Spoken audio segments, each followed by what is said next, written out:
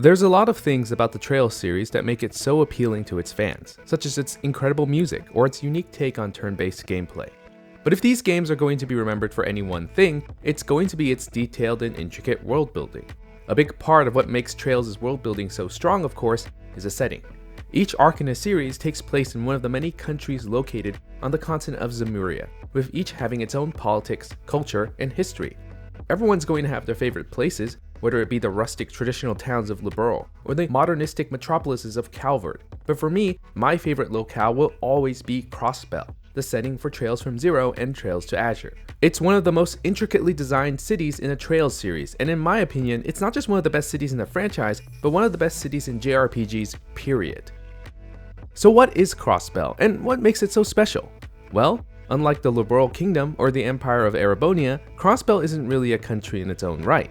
Instead, it's a city-state, locked between the two major powers on the continent, the previously mentioned Erebonia and the Republic of Calvard. Both Erebonia and Calvard have had hostile relations for a long time, and one of their biggest conflicts is over Crossbell, which they both claim ownership of. Crossbell is highly central to the continent's economy, and enjoys the benefits of its close relations with the two powers. At the same time, however, Erebonia and Calvard aren't content with a good relationship. They'd rather keep the city and its various benefits all to themselves. As a result, they've spent years worming their way into Crossbell's politicians, bribing whoever they can to their side, while also waging espionage wars in the background to weaken the other's influence in the city.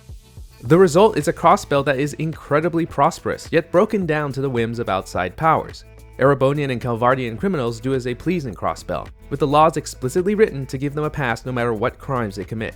The city's underbelly is infested with criminal organizations connected to outside powers, and the police can do little to stop them. From the outside, Crossbell still looks like it's going through its golden age. Technological improvements have turned the city into a futuristic metropolis, and tourism, due to the acclaim of places like the Arkansas Theater, has never been higher. But there's a dark side to all of this prosperity, one that has caused many a tragedy over the years.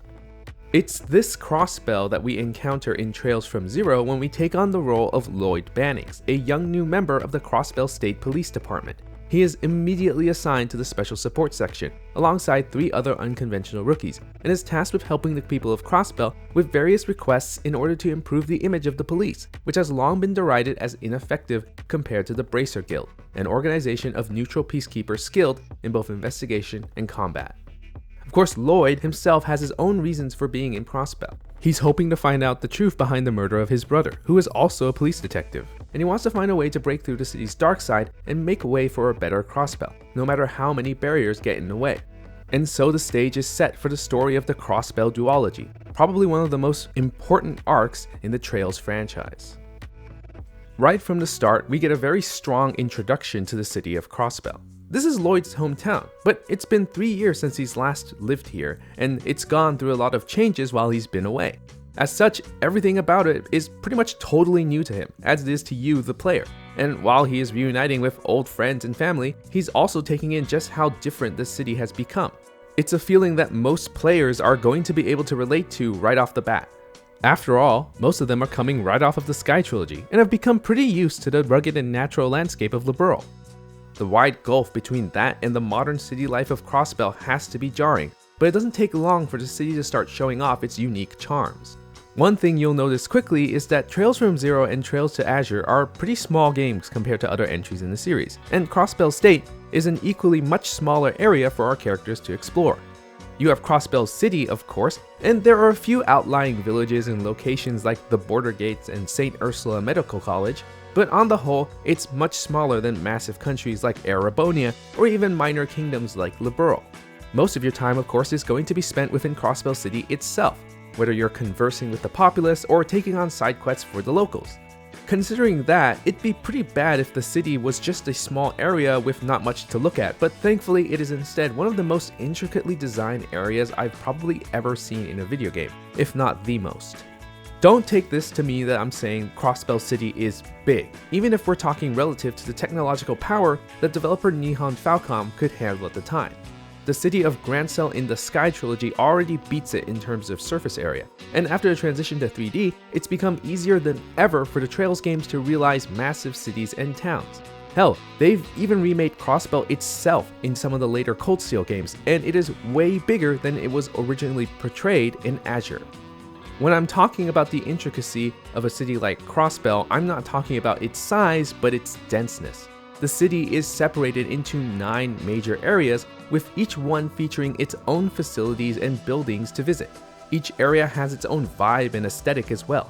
East Street, for example, has a larger Eastern population, so its buildings are designed according to that culture's influences. The entertainment district, meanwhile, is home to a lot of tourist attractions and is accordingly very ritzy and glamorous, while the downtown district, which is home to Crossbell's poorest people, is run down and neglected, a far cry from what the rest of the city looks like. With so many places and areas to visit, it can be easy to get a little lost in your first few hours, but it won't take long before the city becomes as familiar as the back of your hand. In other words, Crossbell might not look big, but it certainly feels big. A big, complex city alone doesn't make Crossbell enthralling, however. It's the people that really give the city life. The place is full of unique NPCs, each with their own lives and storylines that change and update as time passes. The members of the SSS will always be the stars, of course, but there are plenty of other characters that do a lot to flesh out the game's cast and add some personality to each part of the city. Taking a quick stroll will be more than enough to catch sight of a few prominent faces. You might catch Wald and Wazi in their respective gangs in the downtown district, or you might see Ilya and Risha taking a break from practicing for a night's show in the entertainment district. You can chat with the Hayward family in their home in the residential district, or hear about some hot new scoops from Grace at the headquarters of the Crossbell Times. Even outside of the city, you can find people like Noelle Seeker doing her duties as a member of the Crossbell Guardian Force at one of the border gates, or Lloyd's family friend Cecile working as a nurse at the medical college. You might even see some familiar faces while you're at it. It isn't just story-relevant characters that I'm talking about either. Even NPCs that seem like they're nothing but set dressing for the background can have a lot to them. If a character has a name, you can bet they'll have a whole lot to say and do, even when you aren't paying attention to them. You can find this guy, for example, studying for a doctor's exam all through Zero, only finding out that his hard work pays off in Azure. Then there are these guys, who spend their whole day arguing about the business they're trying to start, ending up part-timing at the local Eastern restaurant to raise money. There are tons of fun characters in this city who have no relevance to the story at all, yet still have a lot to them. Of course, this is not a facet that is unique to the Crossbell games. Every Trails game has tons of dialogue, to the point that their scripts have been said to be longer than even the Lord of the Rings trilogy. And a large part of that is the incidental dialogue that each NPC has in each game. Talking to the NPCs in Trails series is considered a core part of the experience, and you're really missing out if you don't take the time to talk to at least some of them. What makes Crossbell different from other Trails games, however, is that since you're spending so much time in the same city, you see the same NPCs a lot more often, which makes it a lot easier to build a bond with them. For comparison, in Sky you do get to spend a decent amount of time with the inhabitants of any one particular town, but eventually you leave, making it impossible to talk to those NPCs again, at least until next game. It's much harder to create a connection to these NPCs compared to the ones in Crossbell, who you'll see pretty much all the time throughout the entirety of the game. It really feels like you're living alongside these characters, and I bet most people who've played the Crossbell duology games have at least one pet NPC they always want to make sure they check up on every day. I have no evidence for this, but I feel like the magic of Crosbell City worked so well that it basically inspired the hub-based format of future Trails games. Unlike Sky games, which had your party traveling from city to city, the Erebonia and Calvert games have your main characters be based in a main city, then travel out to other cities for the chapter's main mission and story beats. It's a pretty simple way to keep the traditional travel-based adventures that you usually expect from a JRPG, while also maintaining a hub area where you can talk to and connect with NPCs that will always be accessible throughout the majority of the game. To be honest, I don't think this approach really emulates what made living in Crossbell so interesting. Crosbell City isn't just a location for your party's base, it's got a large amount of story relevance too. And happenings in the story aren't just happening to the main characters, they're happening to the people of Crossbell as well. As such, when you talk to NPCs, most of them will have something to say about what's going on. This is pretty valuable because Crossbell throughout the majority of the series is a very politically interesting situation, meaning every bit of NPC dialogue can do a lot to flesh out any particular story beat. In other games, however, a lot of those important story moments happen outside of the hub area. So when you get back home and talk to the NPCs there, Very few of them even mention anything about it because they weren't there for it. It might be just me, but that kind of makes talking to these characters a little less interesting. They still have their own stories and lives, of course, and there's definitely a lot of interesting stuff to be found there, but they're so disconnected from what's happening in the actual story that it kind of feels a little irrelevant. I don't think every game has this issue, but for the ones that do, it unfortunately ends up feeling like a failed attempt to re-invoke the magic that was Crosbell City. It doesn't do wonder for the game's pacing either, which is another complaint I've had about recent Trails entries. Having said all that, I don't know if Crossbell is something Falcom could even recreate in this 3D era of theirs anyway. I mentioned Cold Steel 3 having revisited Crosbell City, and in that game, it's honestly a shell of what it used to be. The denseness of Zero and Azure's version of Crossbell owed to the intense graphical and technological limits Falcom had to work within. Since everything they made was relatively small, it was easier to create a dense, complex city with multiple areas and locations to explore.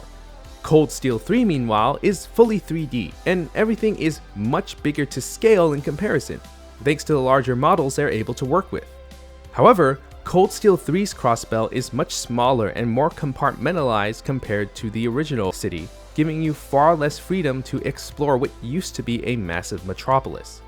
It's not really something I consider to be a big deal if I'm honest, but it does kind of make the city feel a little more cramped and less lively by comparison. Of course, Falcom's graphics technology has improved by leaps and bounds since Cold Steel 3, and with the newer games, they've shown themselves more capable of rendering bigger and more open cities and environments.